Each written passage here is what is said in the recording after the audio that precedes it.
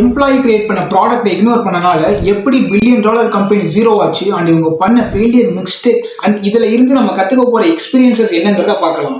இந்த மாதிரி ஃபெயிலியர் மிஸ்டேக்ஸ்ல இருந்து எக்ஸ்பீரியன்ஸை கத்துக்க ஃபாலோ பண்ணிக்கோங்க. நம்மளை சுத்தி இருக்கிற மெமரிஸை கேப்சர் பண்றதுக்கான கேமராவை கண்டுபிடிச்ச கம்பெனி தான் கோடாக். 100 போட்டோஸ் எடுக்கிற மாதிரி கேமராவை கிரியேட் பண்ண கம்பெனி கேமரா இண்டஸ்ட்ரீஸ்க்கு பிகினர் ஆகும். இந்த ஐடியா கண்டுபிடிச்சனால கேமரா அண்ட் பிலிம் இண்டஸ்ட்ரியோட 80% மார்க்கெட்டை இவங்க மட்டுமே கவர் பண்றாங்க. பிலிம் இண்டஸ்ட்ரீஸ்க்கு யூஸ் பண்ற கேமரா அண்ட் அதோட அக்சசரிஸை அதுக்கு மட்டும் யூஸ் பண்ணாம மெடிக்கல் சம்பந்தப்பட்ட பிளட் அனலைசர் அண்ட் எக்ஸ்ரே ரிப்போர்ட்டுக்கும் யூஸ் பண்ணாங்க. சோ இவங்க பண்ண ஃபெயிலியர் மிஸ்டேக்ஸ் என்ன, நம்ம அதுல இருந்து கத்துக்க போற எக்ஸ்பீரியன்ஸா பார்க்கலாம். நம்பர் 1, இவங்க கம்பெனில ஒர்க் பண்ண ஸ்டீவனோட டிஜிட்டல் கேமரா ஐடியாவை இக்னோர் பண்ணி வெறும் பிலிம்ஸை வச்சு எடுக்கக்கூடிய கேமராவை மட்டும் ஃபோக்கஸ் பண்ணாங்க. இதனால கோடாக்கோட காம்படிட்டரான சோனியை அப்ரோச் பண்ண ஸ்டீவன் இவரோட ஐடியாவை சோனியோட டைப் பண்ணி ஒர்க் பண்றாங்க. அப்ப கோடாக்கு தெரியல டிஜிட்டல் கேமரா ட்ரெண்ட் எப்படி இருக்கும். நம்பர் 2, கேமரா அண்ட் பிலிம் இண்டஸ்ட்ரீஸை மட்டும் ஃபோக்கஸ் பண்ணாம இவங்க ஹாஸ்பிட்டலுக்கு தேவையான ரிப்போர்ட்ஸையும் ப்ரொவைட் பண்ற இண்டஸ்ட்ரீஸ்க்கு போனாங்க. அந்த same time printers and camera பிலிம்ஸை மட்டும் ஃபோக்கஸ் பண்ணி ப்ராடக்ட் மேனுஃபேக்சர் பண்ணாங்க. நம்பர் 3, ஸ்டீவன் சொன்ன ஐடியாவை இக்னோர் பண்ணனால நியூ இன்வென்ஷனுக்கு அடாப்ட் ஆகாம வெறும் பிலிம்ஸை வச்சு மட்டுமே ஃபோக்கஸ் பண்ணனால மார்க்கெட் டவுன் ஆகி இண்டஸ்ட்ரீஸை விட்டு வெளியே போனாங்க.